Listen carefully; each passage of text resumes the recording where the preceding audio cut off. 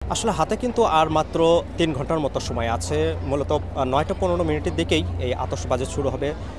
আমেরিকার স্বাধীনতা দিবস উপলক্ষে যে ফায়ারওয়ার্কসের আয়োজন করা হয়েছে, সেই ফায়ারওয়ার্কসের অংশ হিসেবে কিন্তু ব্রুকলিন ব্রিজ, ঐতিহাসিক ব্রুকলিন ব্রিজ এবং স্ট্রিপ পার্কে কিন্তু ৪টি বার্স থেকে প্রায় ৮০,০০০ আতশবাজির যে আলোর ঝলকানি, সে আলোর ঝলকানি দেখতে ইতিমধ্যে কিন্তু নিউ ইয়র্কবাসী এই ইস্ট রিভার, ব্রুকলিন ব্রিজ এবং এর আশপাশে কিন্তু ভিড় করা শুরু করেছে। এবং এই মেসির উদ্যোগে যেই যে স্থানগুলো নির্বাচন করা হয়েছে, সেই স্থানগুলোতে কিন্তু নিউ ইয়র্কবাসী তারা তাদের বন্ধুবান্ধব, পরিবারের সদস্যদের নিয়ে কিন্তু এই স্ট্রিট পার্কের পাশে আসছেন এবং রাতের বেলা তারা তাদের যে আতশবাজি দেখার আকাঙ্ক্ষা, সেই আকাঙ্ক্ষা পূরণে এক ধরনের মরিয়াই হয়ে আছেন। এবং দুপুরের পর থেকে কিন্তু দর্শনার্থীরা এই স্ট্রিট পার্কের পাশে আসা শুরু করেছেন এবং তারা তাদের সুবিধা মতো অবস্থান নিচ্ছেন, যেখান থেকে আকাশে আতশবাজিগুলো ভালোভাবে দেখা যাবে।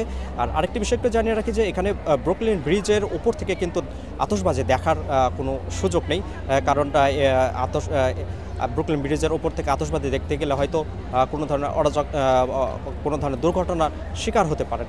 এই জন্য নিরাপত্তার স্বার্থে কিন্তু ব্রুকলিন ব্রিজের নিচে থেকে এবং এমনভাবে বার্জগুলো থেকে এই আতশবাজিগুলো ছড়ানোর ব্যবস্থা করা হয়েছে, যা কুইন্স থেকে হোক কিংবা ম্যানহাটন থেকে হোক কিংবা ব্রুকলিন থেকে হোক, সব জায়গা থেকে কিন্তু এই আতশবাজি সমানভাবে দেখা যাবে।